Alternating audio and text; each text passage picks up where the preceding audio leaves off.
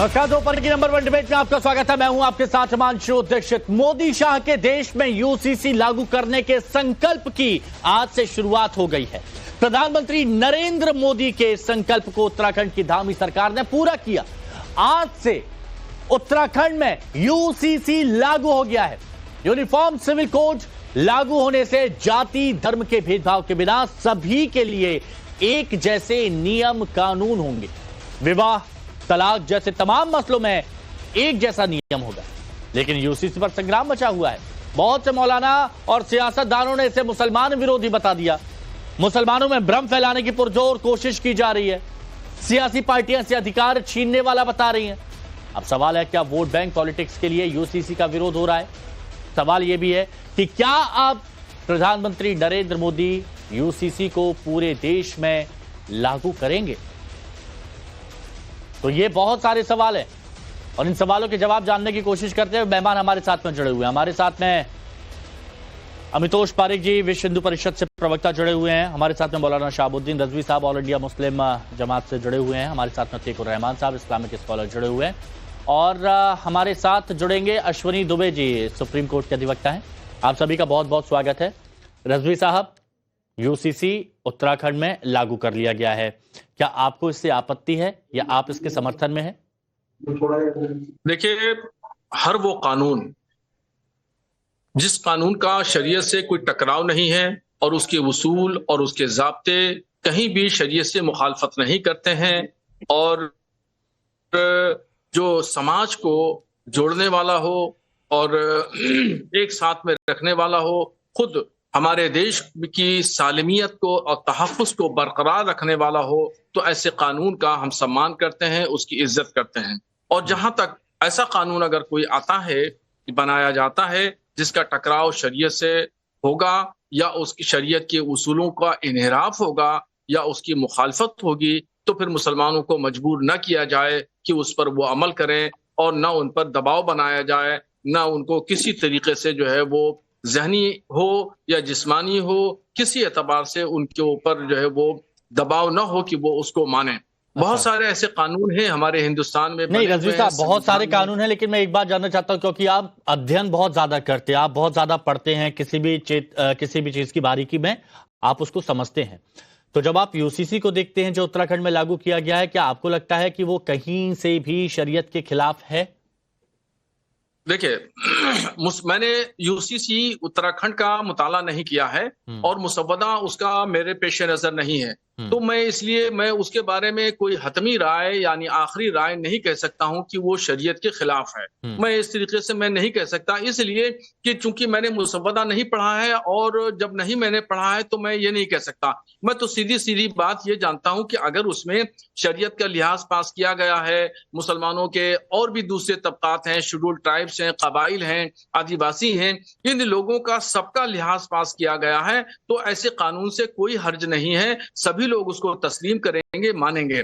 हम तो और हम ही नहीं बल्कि भारत का मुसलमान कानून का सम्मान करता है, इज्जत करता है, एहतराम करता है। अच्छा। तो अगर कहीं कोई टकराव की बात नहीं है, कोई ऐसी पोजीशन, कोई ऐसी सूरत हाल नहीं है, तो फिर उसमें कोई दिक्कत की बात नहीं है। अच्छा। और अगर सीधा सीधा टकराव दिखता होगा और ये दिखेगा कि भाई शरीयत के इन्हिराफ है, कुरान और हदीस के खिलाफ है, तो फिर वो हमें मानने पर मजबूर न किया जाए। ओके, ठीक है। मैं और डिटेल में आऊंगा आपके पास। अतीकुर रहमान साहब, आपका क्या मानना है इस पर?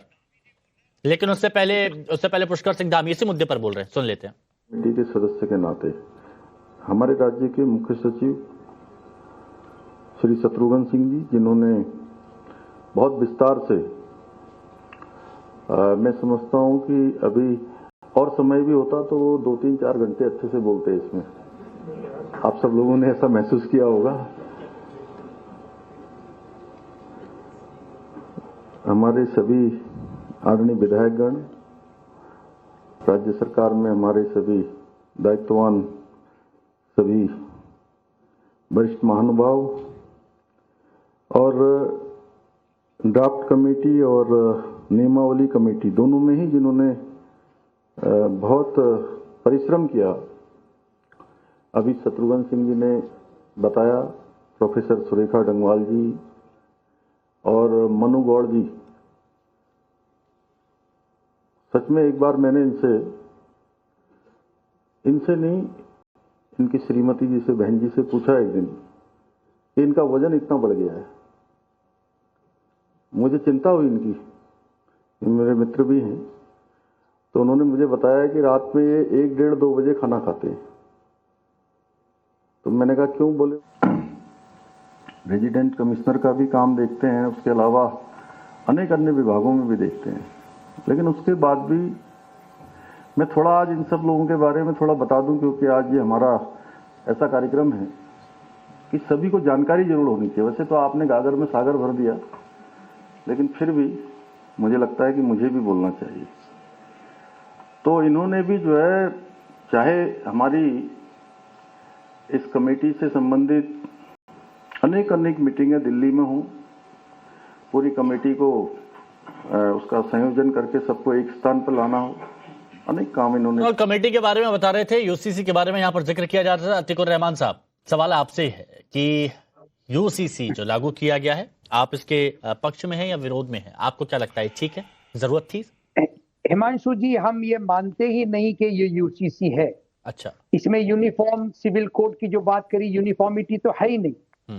दूसरी इंपॉर्टेंट एस्पेक्ट जो उत्तराखंड के सिविल कोड में आया है वो ये है कि भाई आप मुसलमानों को भूल जाइए, मैं मुसलमानों की बात ही नहीं कर रहा, क्योंकि ये मुसलमान यूनिफॉर्म सिविल कोड जैसे ही आप बताते हैं कि मुसलमानों को शादी ब्याह कैसे करना चाहिए, हमारी प्रॉपर्टी के अंदर किस तरह से डिस्ट्रीब्यूशन करना चाहिए, हमारा अंदरूनी मामला है, तो मुसलमान तो इसको कभी भी फेवर करेंगे नहीं।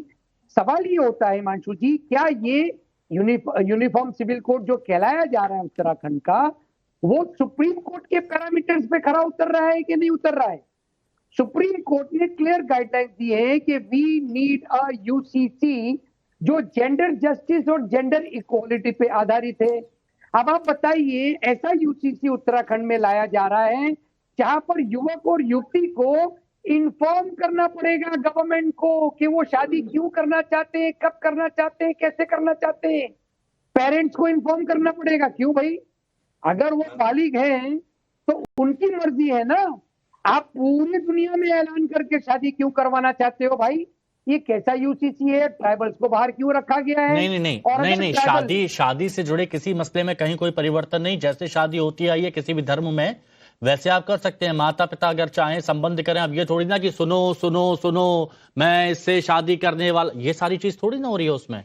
नहीं, और एक बात से मुझे आपकी आपत्ति, आपने कहा कि अंदरूनी मामला है, कोई किस तरह से कानून को लेकर और उसमें फेवर नहीं करेंगे। तो ये अंदरूनी मामला कहां से आ गया? अगर किसी की शादी, किसी का तलाक, सबको एक जैसा कानून मिलता है तो यहां पर मेरा तेरा क्या? हिमांशु जी, मैंने अंडरलाइनिंग फैक्टर बताया, वो आपने मेंशन नहीं किया। सुप्रीम कोर्ट ने क्लियर गाइडलाइंस दी है कि gender justice and gender equality के बेस पर आप यूसीसी बनाइए। अब आप जब ट्राइबल्स को इससे बाहर रख रहे हैं तो ट्राइबल वुमेन के कोई राइट्स नहीं है। ट्राइबल वुमेन के राइट्स को कोई भी यूसअप कर सकता है, उनको खंडित कर सकता है। उसका जो उनके जो शौहर हैं, उनके जो माता पिता हैं। आप ट्राइबल पर आ गए। सबसे ज्यादा मुसलमानों को आपत्ति है, सबसे ज्यादा मौलाना है जो इसके विरोध में है। ट्राइबल वाली बात सुप्रीम कोर्ट के अधिवक्ता है दुबे साहब से मैं पूछ लूंगा, लेकिन आप बताइए ना उन मौलानाओं के बारे में जो कह रहे हैं कि बिल्कुल लाना ही नहीं चाहिए था इसे। नहीं, मैंने तो कहा ना कि मुसलमानों को आपत्ति है। आप मुसलमानों के कंसर्न्स को एड्रेस क्यों नहीं कर रही है गवर्नमेंट ऑफ इंडिया? जब ट्राइबल्स के कंसर्न को आपने एड्रेस किया तो मुसलमानों की एक कम्युनिटी, एक सेकेंड लार्जेस्ट कम्युनिटी, जो कि दुबे जी आपको बताएंगे कि हम सेकेंड लार्जेस्ट मेजोरिटी है, बल्कि उनके आप कंसर्न को ये एड्रेस नहीं करेंगे गवर्नमेंट ऑफ इंडिया। हमारे कोई राइट नहीं है। एक एक करके जान लेता हूं। अभी अमितोष जी, अश्विनी जी मैं आऊंगा आपके पास। अमितोष जी बताइए। जी आपने बहुत धन्यवाद। हाँ, आपने सुना अतीकुर रहमान साहब को, शहाबुद्दीन रजवी को आपने सुना, तो बहुत सारे जवाब आपके मन में होंगे। बिल्कुल जी। क्या है हिमांशु जी, मौलाना साहब जो आपके साथ बैठे हैं वो बिल्कुल भी सम्मानित तो नहीं है, लेकिन आपके पैनलिस्ट है इसलिए मैं उनका सम्मान भी करूंगा, जिन्होंने जिस तरह से महाकुंभ को अभी हाल ही में किस तरह से दुष्प्रचारित करने का प्रयास किया था। फिर भी आपके पैनलिस्ट है इसलिए मैं समझता हूं कि उनका सम्मान होना चाहिए। लेकिन दोनों ही तरफ से जो बातें आई है, वो बिल्कुल भी लॉ के पैरेलल नहीं है और ना ही लॉ के ऑब्जेक्टिव है। कैसे नहीं है मैं बताता हूं। जो ये बात कर रहे हैं कि मुसलमान शरिया लॉ से चलेगा, तो 1939 1935 से मुझे इसकी कोई जरूरत नहीं, मैं दावत अच्छा, देने ये नहीं बोल आ रहे रहा हूं अभी? कि मेरा सम्मान चलो, करिए। ठीक है। मेरी कौम मुझे बहुत इज्जत देती है, बड़ा एहतराम देती है। बहुत बढ़िया, अब सुनिए। अच्छा हिमांशु ठीक जी, है, मैं मेरी बात रखूं? रजवी साहब मुद्दे पर आ जाते हैं ना। हिमांशु जी, मैं Please, मेरी हाँ। बात रखता हूं। बोलिए, हमला बिल्कुल। करेंगे तो मैं उसका जवाब दूंगा। बिल्कुल। दीजिएगा, मुद्दे की अब बात दीजिएगा, करेंगे, आपके पास आ रहा हूं, दूसरे दीजिएगा जवाब। कुछ हाँ। इस्लामिक कंट्रीज है जहां पर, अरे सुनिए मेरी बात, मैं हाँ। इनकी एक बात का जवाब दीजिएगा, जवाब दीजिएगा। रजवी साहब टाइम बर्बाद हो रहा है, मेरी प्लीज बात। थोड़ा सा रुकिए। एक जर्नलिस्ट जो है दलावी हामिद, मैंने आपका मांगा, आपसे मैंने मांगा सम्मान। एक जर्नलिस्ट जो है दलावी हामिद, उन्हें एक आर्टिकल में लिखा, हिमांशु जी, मुस्लिम पॉलिटिक्स इन सेक्युलर इंडिया 1968 में, क्या कहा कि दिक्कत यूनिफॉर्म सिविल कोड में नहीं है, दिक्कत है यहाँ के मुसलमान में, जो स्टेट में स्टेट समझ रहे हैं, जो अभी भी अपने आप को आइसोलेशन समझ रहे हैं, जो के मुंशी जी ने भी कहा था। नेशनल प्लानिंग कमीशन बनाया गया था कांग्रेस सरकार में, मीनू मसानी उसके सब कमेटी के फंडामेंटल राइट के मेंबर थे। उन्होंने कहा it's an implementation and requirement of a state to implement uniform civil code. K Munshi Ambedkar साहब ने कहा कि यूनिफॉर्म देश तो पहले ही यूनिफॉर्म सिविल कोड से चल रहा है, दिक्कत क्या है? दिक्कत है 1935 तक नॉर्थ वेस्ट फ्रंटियर प्रोविजंस के मेंबर भी हिंदू लॉ से गवर्न होते थे। 1939 में सेंट्रल लेजिस्लेचर आया और उनको करा। अब देखिए क्या कह रहे हैं कि मुस्लिम के अंदर में अगर शरिया के विरुद्ध होगा तो आप यूनिफॉर्म सिविल कोड हम नहीं मानेंगे। तो शरिया क्या संविधान से ऊपर हो गया क्या आपके लिए? आर्टिकल 25 में क्लॉज बी में लिखा है कि कोई भी फ्रीडम ऑफ रिलीजन जो सेक्युलर एक्टिविटी में होगा वो एप्लीकेबल होगा। अब आप टर्की का एग्जांपल देखिए, टूनिशिया के से चालू करता हूं हिमांशु जी। टूनिशिया एक मुस्लिम कंट्री है, वहां पे पॉलीगैमी को प्रोहिबिट करा, और कहां का? Section 18 of Tunisia law of personal status के अंदर में। टर्की के अंदर आर्टिकल 74 लाया टर्की सिविल कोड में, वहां पॉलीगैमी को प्रोहिबिट करा गया। और सीरिया के अंदर, मोरक्को के अंदर, इजिप्ट के अंदर, जॉर्डन में, ईरान में, ये सारी मुस्लिम कंट्री इस्लामिक कंट्रीज है। वहां क्या आपका कुरान और मुस्लिम लॉ, पर्सनल लॉ इम्यूटेबल नहीं हुआ? लेकिन नेशनल इंटीग्रेशन के लिए पर्सनल लॉ को लाते हुए बैरियर क्रिएट करना, मुझे लगता है ये बिल्कुल भी नहीं है। और आर्टिकल 45 44 के अंदर में directive principle of state policy में चंद्रचूड़ जस्टिस ने, सल्लम मुद्गल केस ने, आरम साई ने, शाहब बानू केस में, सब जगह कहा that constitution requires for the implementation of the personal law. और इसे लॉ कमीशन ने भी कहा था 1995 में कि स्टेट्स को यूनिफॉर्म सिविल कोड लाना चाहिए। गोवा इसका एग्जाम्पल था और अब उत्तराखंड इसका एग्जांपल बना है। मुझे लगता है नेशनल इंटीग्रेशन में uniform civil code is a need. Ashwini Dubey ji, Atiqur Rahman साहब ने कुछ सवाल उठाए थे, सुप्रीम कोर्ट का भी हवाला उनकी तरफ से दिया गया था कि कुछ मुद्दों पर सुप्रीम कोर्ट की तरफ से कुछ नसीहत दी गई है जिसको अमल में नहीं लाया गया। देखिए, सब तीन बातें हैं यहाँ पर। अतीकुर रहमान साहब के जवाब देने से पहले मैं बताऊंगा, एक बड़ा प्रश्न आया कि जनजातियों को उत्तराखंड में क्यों बाहर रखा गया है। हाँ। उसके लिए जो वजह बताई गई है कि उनकी अलग सामाजिक व सांस्कृतिक पहचान, भाषा, रीति रिवाज, पहनावा, खान पान, संस्कृति उन्हें विशिष्ट बनाती है।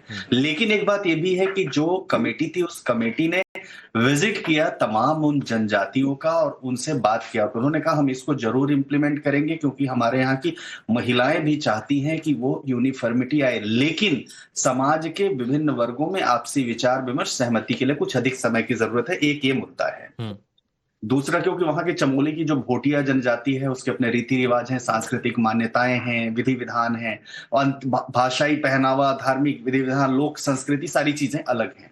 अब हम दूसरी बात पर आते हैं, जेंडर जस्टिस पर। देखिए, जेंडर न्यूट्रल लॉ का पक्षधर तो मैं भी हूं। मैं भी ये चाहता हूं कि देश में जेंडर न्यूट्रल लॉ बने, क्योंकि संविधान भी यह कहता है कि जन्म धर्म के आधार पर, नस्ल के आधार पर, जाति के आधार पर, लिंग के आधार पर भेदभाव नहीं होना चाहिए। ठीक है।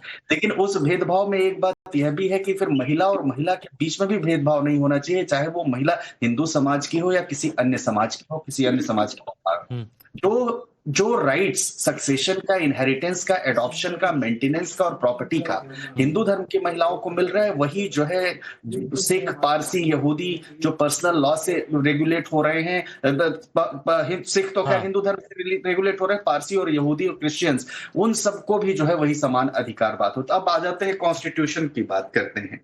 2 साल 11 महीने 18 दिन की मशक्कत के बाद हमारे देश का हमारा संविधान बना। 389 कॉन्स्टिट्यूएंट असेंबली के मेंबर्स थे, बड़ी जोर की डिबेट चली उसमें, और ये चला कि लॉ डिराइव्ड फ्रॉम पार्लियामेंट और कॉन्स्टिट्यूशन और कॉन्स्टिट्यूशनलिज्म और कॉन्स्टिट्यूशन से डिराइव्ड लॉ इस देश में क्यों नहीं होने चाहिए। तो उस समय जो विभिन्न और धर्मों के लोग थे, जो लोग यूसीसी के खिलाफ थे, उन्होंने जो है उस समय उस बात पर सहमति नहीं जताई, और चूंकि संविधान को लागू करना जरूरी था, हाँ, और इसीलिए आप देखिए कि article 44A directive principles of state policy में यह बात छोड़ी गई कि state shall endure to make uniform civil code for its citizens. अच्छा। यानी हर राज्य को एक बात उसमें उसी में छोड़ा गया, हर राज्य को वो अधिकार है कि वो यूनिफॉर्म सिविल कोड अपने यहाँ लागू करे। अब सरला मुद्गल की बात अमितोष ने कहा बिल्कुल सही है, सरला मुद्गल के केस में भी इस बात करें। सुप्रीम कोर्ट ने कई बार, जस्टिस बोबडे ने कम से कम अपनी 3 लीडिंग जजमेंट्स, क्योंकि बार बार एक बात ना दुबे साहब, बार बार एक बात कही जाती है कि शरीयत से ऊपर नहीं रख सकते, शरीयत से हम ऊपर नहीं रख सकते। कानून, अगर देश धर्मनिरपेक्ष है तो कानून धर्मनिरपेक्ष क्यों नहीं होना चाहिए? कानून धर्म के आधार पर क्यों चलना चाहिए? धर्मनिरपेक्षता एक जगह। रजवी साहब इसका जवाब, बहुत अच्छा सवाल पूछा, प्लीज इसका जवाब दीजिए। किस चीज का बताएं? जब देश धर्मनिरपेक्ष है तो कानून क्यों नहीं? देखिए, अब जहां तक ये बात कहते हैं कि शरीयत से ऊपर जो है वो कानून, या कानून से ऊपर शरीयत, जो इसकी बात करते हैं, इसको मोटे तौर पर ऐसे समझिए कि जैसे एक मिसाल देकर मैं आपको बता रहा हूं कि एक बीवी है और एक माँ है। तो अब ये कहेंगे कि आदमी जो है वो बीवी से ज्यादा मोहब्बत करता है या माँ से ज्यादा मोहब्बत करता है। तो माँ से मोहब्बत करने का तौर तरीका और अंदाज, उसका पहलू एक अलग है, और बीवी से मोहब्बत करने का तौर तरीका और अंदाज उसका अलग है। इसलिए दोनों का तवाजुन करना, दोनों का तकाबुल करना मुनासिब नहीं है। तो इसलिए यहाँ कानून को और शरीयत का जो तवाजुन किया जा रहा है, तकाबुल किया जा रहा है, आप समझाने के तौर पर ये, आप समझाने के तौर पर ये बोल रहे हैं, लेकिन बहुत सिंपल सा एक सवाल है, क्या शरिया संविधान से ऊपर है? मैंने बता तो दिया, ये दोनों जो है, दोनों से मोहब्बत की जाती है, दोनों का सम्मान, दोनों का इज्जत, दोनों का एहतराम अपनी अपनी जगह है। मौलाना, क्योंकि बहुत से मौलाना अलग अलग मंचों से, बहुत से मौलाना अलग अलग मंचों से कहते हैं कि ये देश संविधान से चलेगा, ये देश संविधान से चलेगा। तो हम ये कह सकते हैं ना कि ये देश संविधान से चलेगा, शरिया से नहीं चलेगा, और यहां पर तो सबको एक ही चीज लागू होनी। हम भी आपकी इस बात की तायीद करते हैं, हम भी इस बात की, आपकी बात की तायीद करते हैं कि ये देश संविधान से चल रहा है, चलता आया है, और इंशाल्लाह आइंदा 500 साल तक जो है ये देश संविधान के ही मातहत चलेगा। क्योंकि ये सवाल उठा था, बहुत से लोगों ने ये सवाल पूछा था कि बौद्ध, जैन, पारसी, इनमें से किसी को कहीं कोई आपत्ति नहीं हो रही, लेकिन कुछ मौलाना है जो आपत्ति कर रहे हैं। मैं फिर बोल रहा हूं कि कुछ मौलाना जो लगातार इस पर आपत्ति जता रहे हैं। अतीकुर रहमान साहब इस पर कुछ कहना चाह रहे हैं, उसके बाद अमितोष जी के पास। हाँ प्लीज। हिमांशु जी, अगर आप ये जानना चाहते हैं कि संविधान इंपॉर्टेंट है या शरिया इंपॉर्टेंट है, तो मैं छोटा सा सवाल पूछना चाहूंगा हमारे 2 पैनलिस्ट। जी सर। समझा दीजिए देश को कि अमित शाह जी ने सबरीमाला मामले में ये क्यों कहा कि आस्था के मामले में अदालतों को इंटरफियर नहीं करना चाहिए। क्या ऊपर हो गया? कानून ऊपर हो गया या धर्म ऊपर हो गया? अमित शाह जी का वक्तव्य है ना, ये कौन समझाएगा? क्यों मुसलमानों से हमेशा पूछा जाता है शरिया के मामले में। अरे मैं आपसे अंडरलाइनिंग फैक्टर बता रहा हूं यूसीसी का, किसी भी महिला को प्रताड़ित करने का ना किसी मौलाना को हक होना चाहिए, और ना किसी हिंदू को हक होना चाहिए, ना किसी पारसी, ना किसी सिख को हक होना चाहिए। नहीं सर, यहाँ पर हिमांशु सवाल ये है। नहीं रहमान साहब देखिए, आप बहुत मतलब बारीकी के साथ हर एक बात को रखते हैं। उत्तराधिकार में लड़कियों को लड़कों के बराबर अगर हिस्सा मिल रहा है, जो शायद पहले नहीं था, तो ये ठीक है। आप मतलब कुछ अच्छी बातें हैं ना जिसको आप चुन सकते हैं। हाँ, मैं अच्छी बातों का बोलना चाहूंगा। दुबे जी सर, तलाक और निकाह वाले मामले में भी आप चाहते हैं ना कि थोड़ा बहुत अगर बदलाव हो तो अच्छी बात है, कुछ कुरीतियां दूर होंगी। हिमांशु जी, जो शरिया के अंदर अगर किसी भी मुसलमान औरत को उसके राइट्स का वायलेशन हो रहा है, तो मैं पूरी तरह से हमारी सरकार को खुली छूट दे रहा हूं कि आप उसके राइट्स को प्रोटेक्ट करिए under a secular uniform civil code. हाँ। अब आप मुझे ये बताइए दुबे जी कि जिस तरह से एक मुसलमान लड़की को बाप की जायदाद में से भी हिस्सा मिलता है और शौहर की जायदाद में से भी हिस्सा मिलता है उसका मेहर शादी के वक्त, क्या हिंदू लेडी को भी ये राइट अवेलेबल होगा? I am for it. आप जाइए, यूनिफॉर्मिटी लाइए, मैं मना नहीं कर रहा हूं, लेकिन दुबे जी आपसे सवाल है तो आप ही जवाब दे दीजिए। मैं पहले एक बात के जवाब दे देता हूं। देखिए, अभी इन्होंने एक रेफरेंस दिया देश के होम मिनिस्टर का, मैं वो तो बीजेपी और गवर्नमेंट के स्पोक्स पर्सन उसका इसलिए पॉलिटिक्स रखी नहीं आज। हाँ। मैं सबरीमाला की बात करता हूं, उसको कि कानून का विद्यार्थी हूं, सुप्रीम कोर्ट में मैटर चला है। उपासना का अधिकार और संपत्ति का अधिकार, एडॉप्शन का अधिकार, इनहेरिटेंस का अधिकार अलग अलग हैं। पूजा मैं कैसे करूंगा, पूजा की क्या मान्यताएं होंगी, और अतीकुर रहमान जी की उनकी रिलीजियस ऑब्जर्वेंसेस को परफॉर्म करने की क्या मान्यता, इस पर कोई कहीं इंटरफेरेंस नहीं कर रहा। सबरीमाला अच्छा जवाब। पूजा का विषय है, सबरीमाला इनहेरिटेंस का विषय नहीं है। सबरीमाला किसी उसका नहीं, वहां पर जो महिला एक बाल ब्रह्मचारी है वो, वहां महिलाओं को जाने की इजाजत नहीं है। महिलाएं कहती हैं कि हमारे पति और हमारे बच्चे जो है हमारी विशेष को लेकर के जाते हैं। वो पूजा करने का अधिकार हुआ, पूजा करने का अधिकार। और किसी को अधिकार देना संपत्ति में, इनहेरिटेंस में, एडॉप्शन में, सक्सेशन में 4-4 विवाह नहीं होंगे, बेटियों को समान अधिकार मिलेगा, वो एक अलग विषय होगा। बहुत अच्छी बात आपने कही। अब एक बात अमितोष जी, बस 1 मिनट रुकिएगा। रिजवी साहब एक बात बताइए, अतीकुर रहमान साहब ने कहा कि अगर कहीं पर कुछ गलत है तो वो ठीक होता है, उसमें कहीं कोई आपत्ति नहीं है। तो आप जैसे ज़हीन लोग, क्या all India Muslim personal law board जो लगातार ये कहता है कि भाई यूसीसी तो एक्सेप्टेबल है ही नहीं, क्या उन लोगों को कम से कम इतना समझाएंगे कि आप एक बार देखो तो अगर आपको कहीं पर कुछ लगता है तो आप सुझाव दीजिए, मशवरा दीजिए, लेकिन टोटल विरोध करना, सभी मुसलमानों को एक संदेश देना कि यूसीसी आएगा आपकी धार्मिक आजादी आपसे छीन ली जाएगी, ये तो गलत है ना? टोटल विरोध तो मुनासिब नहीं है। अगर कोई अच्छी चीज है और अच्छी चीज गवर्नमेंट लागू करना चाहती है तो उसको कबूल करना चाहिए। तो आप कई मौलानाओं को ये बात समझाएंगे, संदेश देंगे? शहाबुद्दीन रिजवी साहब जाएंगे? बिल्कुल समझाएंगे, हम समझाएंगे। इस्लाह माशरा के लिए, माशरे के अंदर, समाज के अंदर सुधार के लिए कोई नई चीज अगर आती है और समाज को सुधारा जाता है और उसके अंदर जो आई हुई बुराइयां हैं उनको खत्म किया जाता है और अच्छाइयों की दावत दी जाती है, तो ये बड़ी अच्छी बात होगी। अब अमितोष जी ये बताइए कि यहां पर समझदार लोग बैठे हैं, समझदारी के साथ बात कर रहे हैं, लेकिन वो लोग जो खुद को बड़ा बड़ा मौलाना बताते हैं और बहुत लोगों की फॉलोइंग उनके साथ में रहती है, जब वो बिल्कुल एक तरीके की बात करते हैं और कम्युनल एंगल से कन्वर्सेशन शुरू कर देते हैं और कह देते हैं कि भाई अगर ये हो गया तो आप सोच लीजिए आपका क्या हश्र होगा, अगर ये हो गया तो आप सोच लीजिए आपकी धार्मिक आजादी आपसे छीन ली जाएगी, कई तो ये कहते हैं कि आपकी टोपी आपसे छीन ली जाएगी। वो क्यों होता है, उसके पीछे की वजह क्या है? देखिए इसके पीछे जो है ना सियासी क्या है। हाँ अमितोष जी, एक पूरे देश को अमल है, सियासी जो सोच और धन्यवाद। एक पूरे देश को दो भागों में, एक मिनट रजवी साहब आ रहा हूं, रजवी साहब आ रहा हूं। हाँ अमितोष जी धन्यवाद हिमांशु। एक पूरे देश को 2 भागों में बांट दिया गया, और जब 2 भागों में बांट दिया गया तो पूरे धर्म और मजहब के नाम पर 2 जनों में बांट दिया गया। एक को डराया रखा कि जिससे वो ग्रोथ ही नहीं कर पाए। और हिमांशु जी, जब मैं ये कहता हूं कि डराए रखा और ग्रोथ नहीं कर पाए, उसका रीजन ये है कि एक कम्युनिटी से आने वाला व्यक्ति इतना पिछड़े रह गया कि उसकी एजुकेशन रेट जो है वो 23% से भी नीचे रह गई, एसटी एससी कैटेगरी से भी। और ये क्यों हुआ कि अगर डराएंगे तो राजनीति करेंगे। देखिए क्या हुआ, वक्फ के अंदर में अमेंडमेंट आया, जब अमेंडमेंट आया तो उसमें ट्रांसपेरेंसी की बात करी गई। शिहा और सुन्नी में भी सबसे ज्यादा अहमदी थे जो लेके जा रहे थे कि भाई हमारी प्रॉपर्टी जो है वक्फ के नाम पर एंक्रोच कर ली गई है। और क्या कह दिया गया कि आपसे आपकी प्रॉपर्टी छीन ली जाएगी, आपसे आपका हक छीन लिया जाएगा, इस तरह का आपकी रूह कपा दी जाएगी, इस तरह की बातें कही गई। अब आप देखिए कि एक ऐसी इस्लामिक कंट्रीज है जहां पर डेवलपमेंट के नाम पर शरिया को मॉडिफाई करा जा रहा है। और मैं कह रहा हूं तर्कों के आधार पर तुर्की और अल्बेनिया में शरिया लॉ को मॉडिफाई करा गया। यूनाइटेड अरब एमिरेट्स के अंदर में ट्रिपल तलाक को प्रोहिबिटेड करा गया, मतलब शरिया लॉ अमेंड हुआ। हाँ। ऐसी इस्लामिक कंट्रीज में शरिया लॉ को अमेंड कर दिया जाता है। इंडोनेशिया हो गया, टर्की हो गई, तुनिशिया हो गया, अल्बेनिया हो गया, उज्बेकिस्तान हो गया। क्यों? क्योंकि डेवलपमेंट की बात करी गई, वहां पे इस तरह की भावना नहीं भड़काई गई, वहां पे इस तरह का प्रोपोगेंडा नहीं करा गया। लेकिन हिमांशु जी देखिए, एक बहुत बड़ा पॉइंट है, यूनिफॉर्म सिविल कोड आने से एक बहुत बड़ा बेनिफिट होगा। मैं बताता हूं क्या होगा।